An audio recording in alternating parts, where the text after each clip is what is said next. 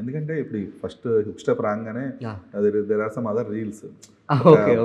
ఒక American dancer ఒక Indian dancer కలిసి చేస్తున్న హుక్ స్టెప్, అది ఇమీడియట్గా ఓకే సేమ్ టు సేమ్. అది కూడా నేను ఆఫ్టర్ ఇదంతా రిలీజ్ అయిన తర్వాత కొన్ని చూసా.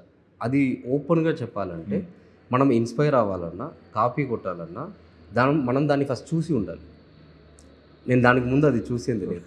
ఓకే. సో అన్నప్పుడు మనకు ఏదైనా అలా మనం చేసామంటే మనకు ఒక ఫియర్ ఉంటుంది, లేదంటే మనకు ఒక గిల్ట్ ఉంటుంది కదా. అది నాకు లేదు, ఎందుకంటే నేను అది చూడలేదు. బట్ మీ రియాక్షన్ ఏంటో చూసిన తర్వాత నేను అది అసలు పట్టించుకోలేదు.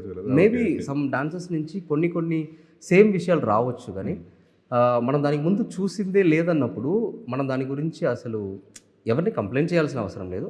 అలాగే మనం దాన్ని టెన్షన్ తీసుకోవాల్సిన అవసరం కూడా లేదు. ఎందుకంటే ఈ సాంగ్ వినిన తర్వాత మనం ఎంత ప్రయత్నించాము, మనం ఎంత హార్డ్ వర్క్ చేసాము అన్నది మనకు తెలుసు, మన చుట్టూ ఉన్న వాళ్ళకి తెలుసు.